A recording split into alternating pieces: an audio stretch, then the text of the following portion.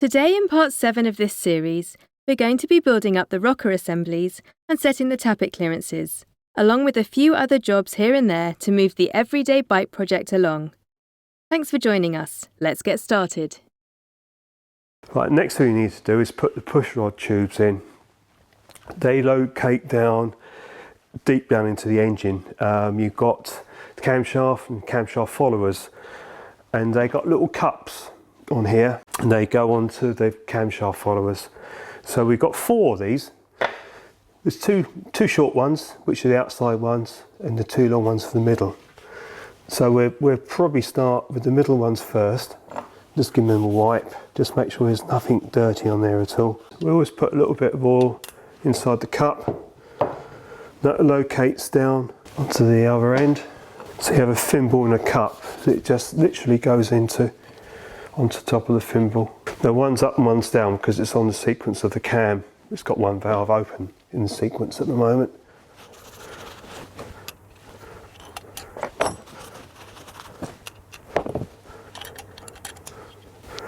Right, so these 2 shorter ones work from this side of the engine, and the 2 long ones are on that side of the engine. Now the exhaust ones. We're just washing this all out because this bike was all in, well, the engine, sorry, was all in bits when I picked it up, so I just want to make sure everything it hasn't got any contaminants in it, any bits of dirt, grit. And we'll wash it all out, and then we can lube it up as we build it back up. Right, I've now taken the whole rocker shaft out, the rockers, and just checked it, and I just buffed it up, and yeah, it's good. Just making sure that the holes are clear and it's all hollow inside and the oil can flow. When that rocker shaft goes through the housing, the first thing that's on the other side is a washer. The washer always goes against the aluminium. Then there's a spring. The spring is facing then onto the rocker. The other side of the rocker you have a plain washer, then we pick up on the other side. So it's a washer against the alley, onto the rocker, and up this end we have the spring again, which is a thrust spring basically. Then we have a washer. So you never have a spring rubbing on the outer part of the aluminium on the head. It's always on the rocker side.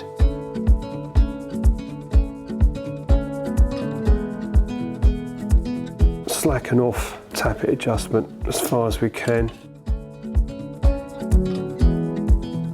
We have a washer, a spring, the rocker, another washer that side.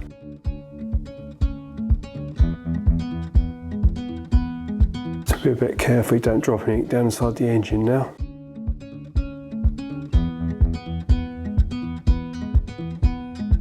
Need to turn the engine over a little bit because this valve is on the sequence of being open. Because it's got washers and things to go through, you have to make sure that the washer is still central. This can be a little bit of a fiddle to do.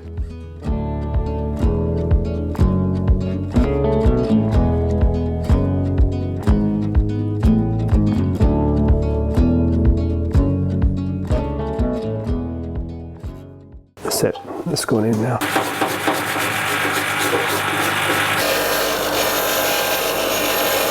Well, I'll just make sure with you that you know that we tend to use oil on all the running surfaces. Now, because I've got this side in, I'm going to put an oil can up in there and trying to charge that through with a bit of oil.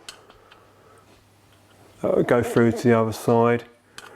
We're lubing this shaft up when it goes through the cylinder head, the supports of the rocker shaft, but we just give it extra bit of lube, and when it's all just assembled, we'll put quite a bit of oil over the top of here.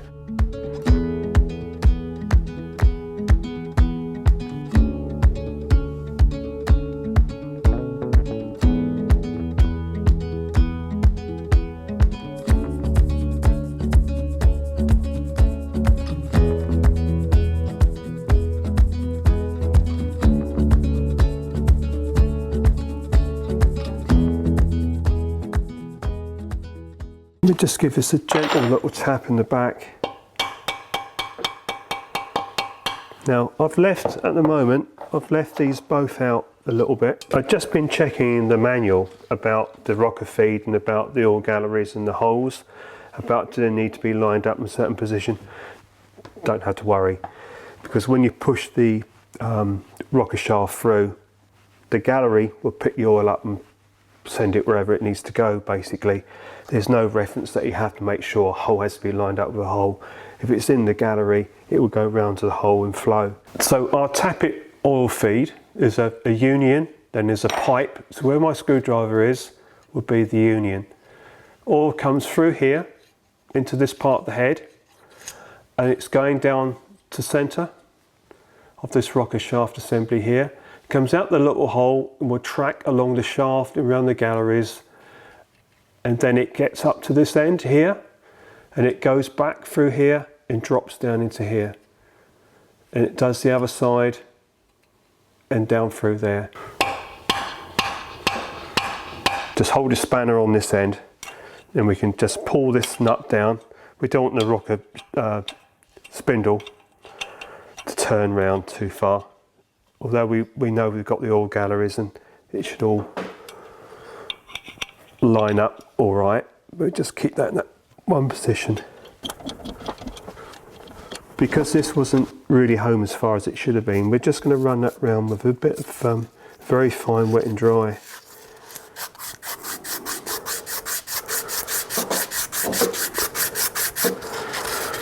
Just polish this up. Just might have got a high spot there somewhere. Just turn that a little bit.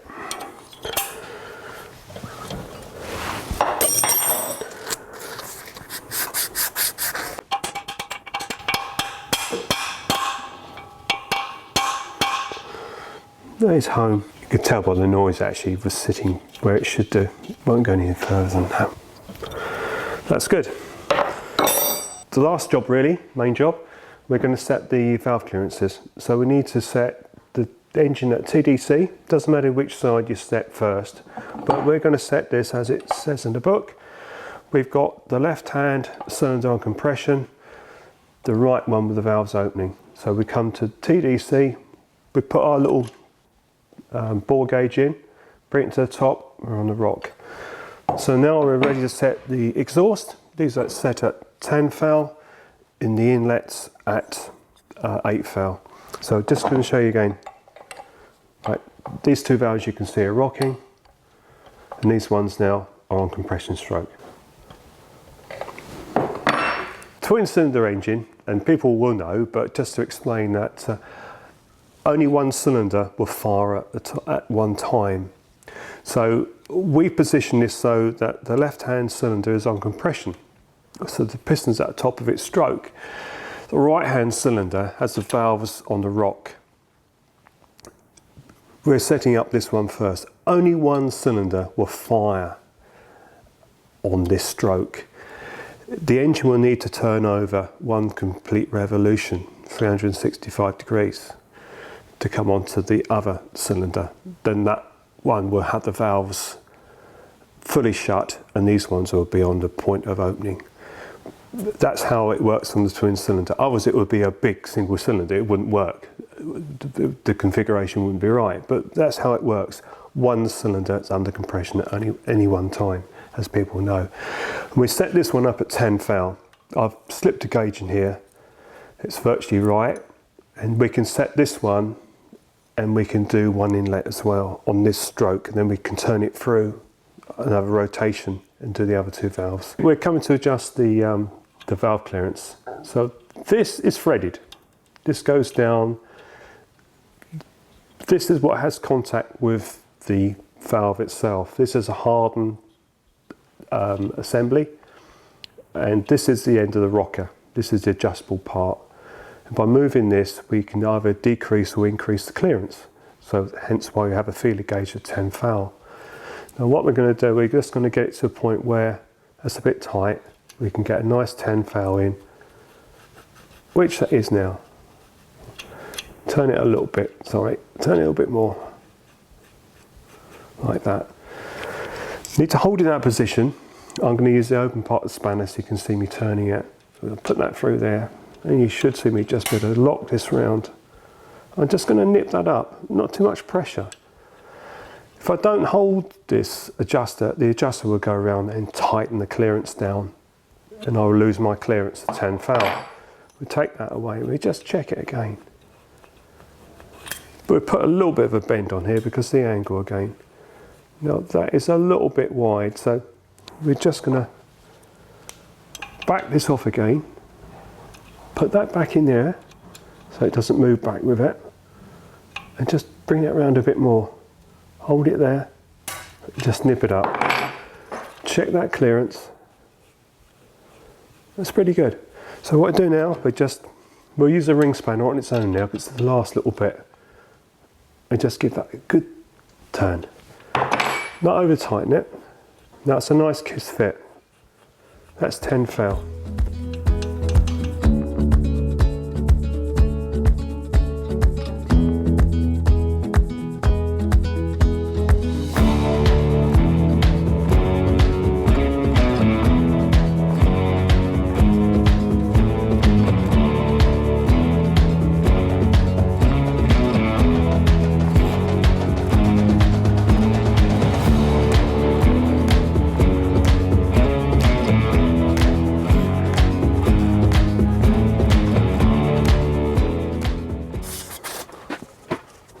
We've just cleaned all the surface area with brake cleaner.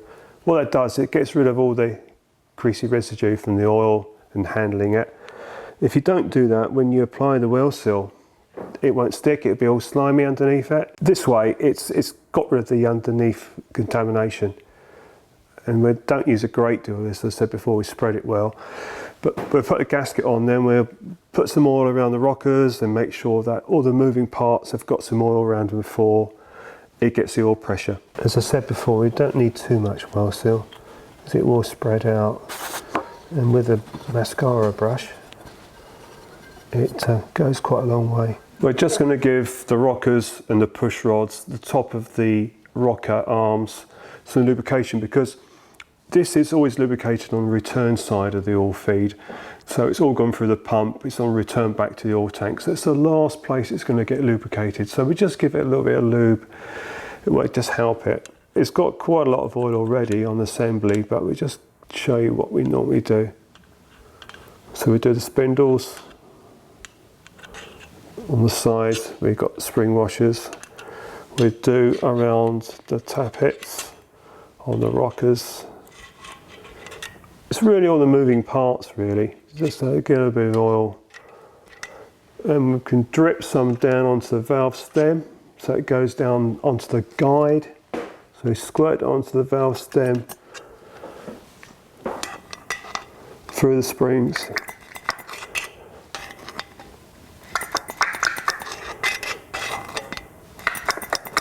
We put quite a bit in there because it won't do any harm at all.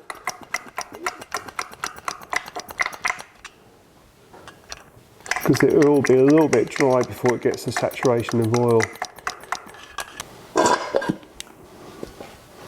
We have 5 plane washers, and these are slightly dished, so they will flatten out when they go down. Kate sequence as before, always start from the middle and work out, but we'd get them down to where they start to pull on the surface.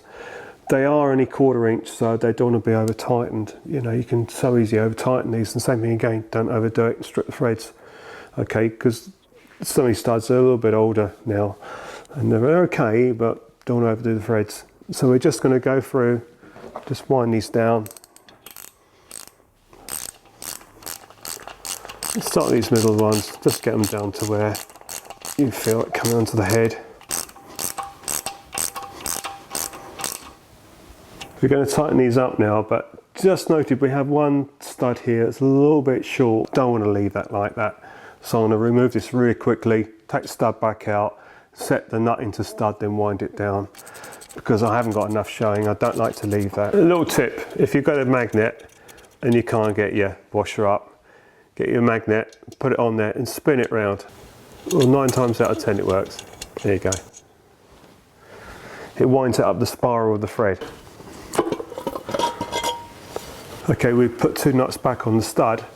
You turn the nut over so that it's got the flat surface facing the next nut you put down, because they are chamfered off. We just lock these 2 up together quite tight. Use our bottom spanner and hopefully the stud will come undone. We just again unlock it.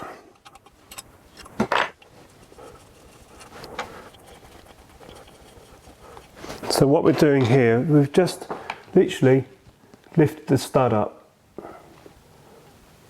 What I want to make sure this time is that it's slightly backed off a little bit, so the nut will go down further.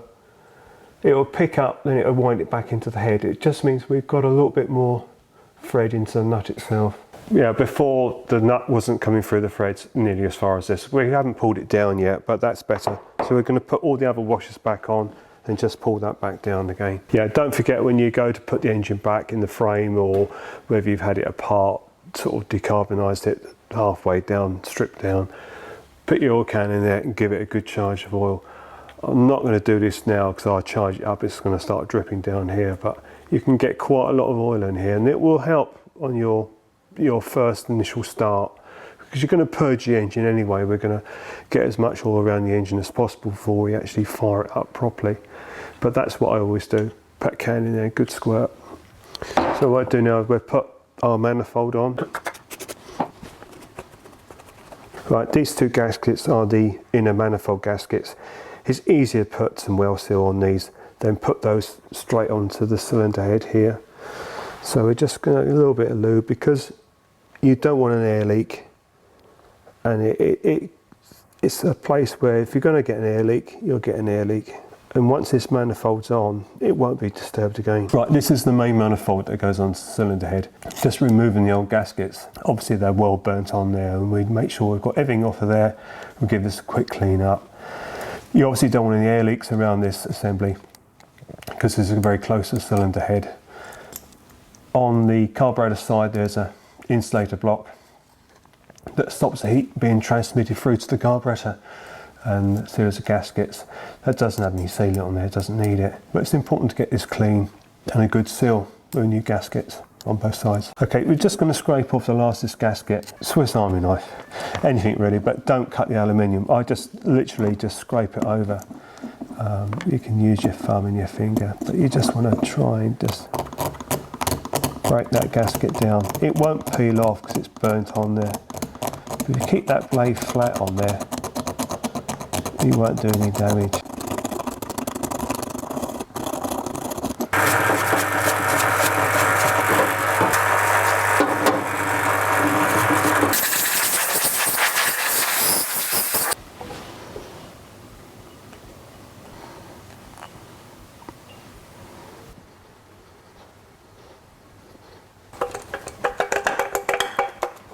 Always do this crisscross diagonally, just pull them up, just nipped first, get all four just nipped.